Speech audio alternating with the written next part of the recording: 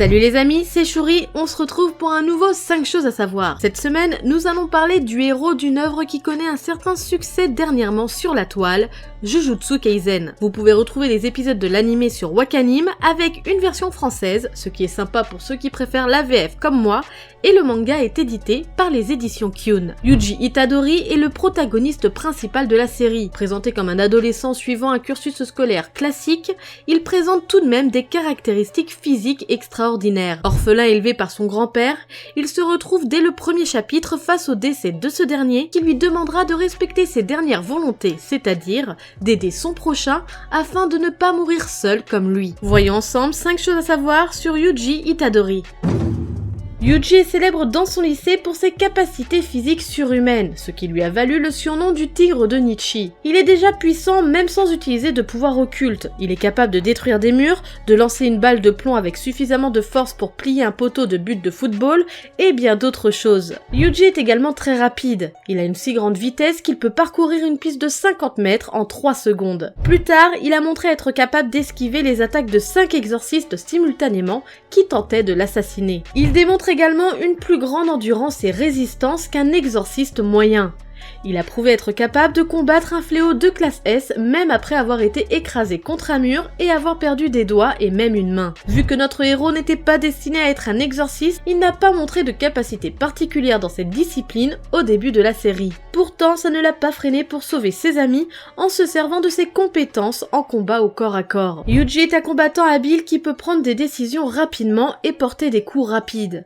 Il est également capable d'utiliser des techniques plus raffinées, comme lorsqu'il arrête son attaque juste avant qu'elle ne touche sa cible et ajuste sa puissance dans son poing. En plus d'être bon au corps à corps, il est habile dans un style d'arts martiaux, les arts martiaux Taïdo. Le Taïdo est un art martial japonais créé en 1965 par Seiken Shukumine. Le Taïdo a ses racines dans le karaté traditionnel d'Okinawa. Convaincu que les limites du karaté résidaient dans son mode d'entraînement linéaire, Shukumine a réfléchi à la manière de rendre la défense plus flexible et universelle et a donc introduit son nouvel art sous le nom de Taïdo. Les techniques de Taïdo offre de nombreuses innovations telles que l'inclusion de mouvements de rotation et de torsion, des manœuvres de gymnastique, un jeu de jambes rapide et efficace et un angle de corps changeant. Yuji est capable d'effectuer la libération du genou. C'est une ancienne technique d'arts martiaux qui élimine les mouvements de départ. Yuji peut relâcher ses genoux, ses hanches et ses épaules pour le guider vers les pieds de son adversaire et le faire tomber. En combinant cette technique avec les arts martiaux Taïdo, Yuji peut effectuer un coup de pied de manière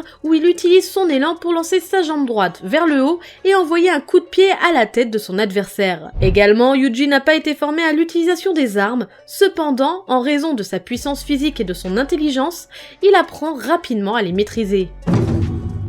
Sukuna est l'antagoniste de la série et il est un très puissant fléau, voire même considéré comme le roi des fléaux. Selon la légende, Sukuna était autrefois un simple humain 2000 ans auparavant. Seulement, il s'est changé en un démon à 2 visages et à 4 bras qui a marqué le folklore japonais. Pendant l'âge d'or de l'exorcisme, un grand nombre de pratiquants s'étaient alliés les uns les autres pour le défier et le vaincre. Son corps est alors devenu une puissante relique et, conservé par son adiposité, c'est-à-dire le gras des cadavres transformés par saponification et qui a pour but de bloquer le processus de décomposition, Sukuna a traversé les époques. Sukuna est égoïste, impitoyable et exceptionnellement sadique.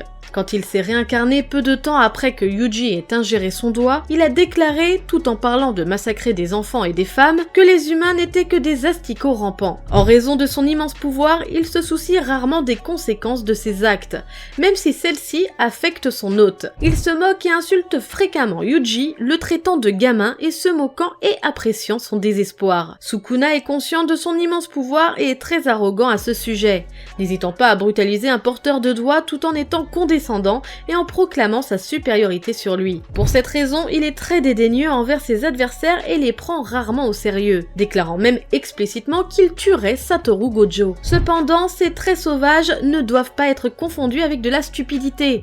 Sukuna est très intelligent et manipulateur, n'hésitant pas à prendre le corps de Yuji en otage en lui déchirant le cœur pour le forcer à passer un pacte avec lui.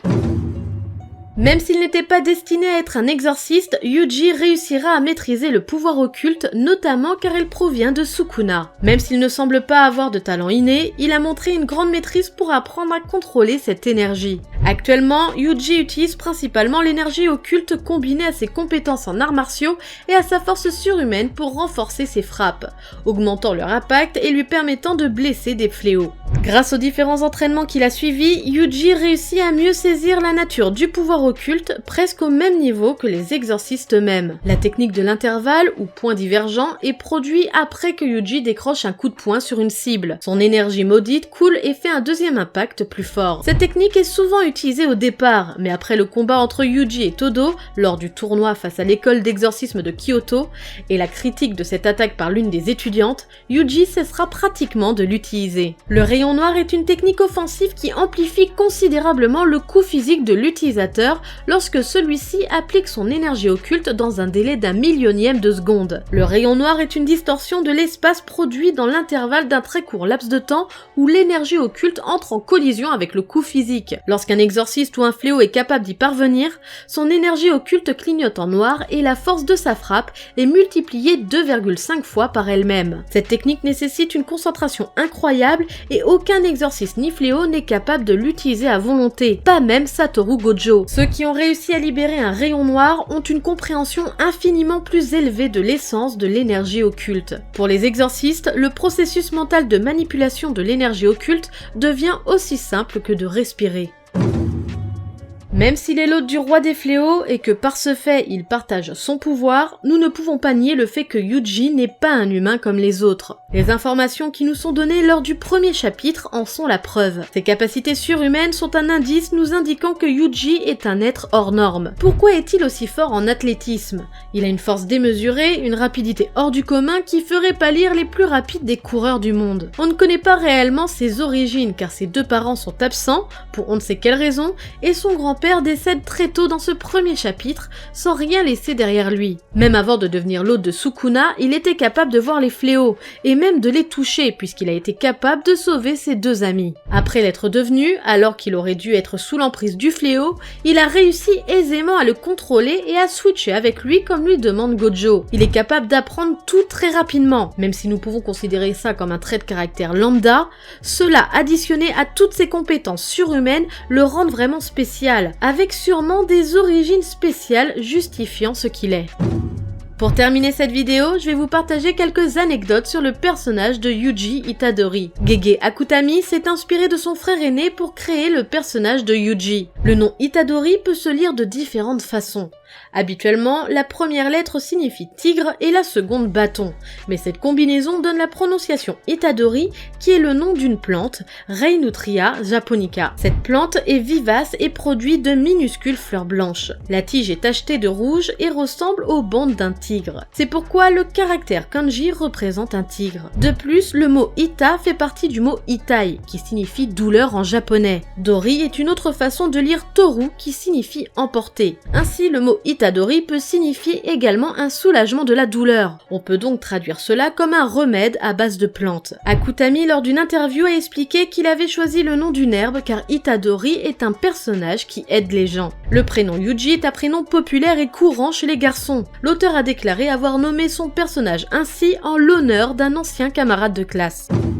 Ce 5 choses à savoir sur Yuji Itadori se termine, j'espère qu'il vous aura plu. N'hésitez pas comme d'habitude à nous le dire par commentaire, à partager et à liker la vidéo, ça nous fait toujours super plaisir. Et surtout n'hésitez pas à vous abonner à la chaîne si vous ne l'êtes pas encore. Sur ce, moi je vous laisse à la prochaine, tchuss!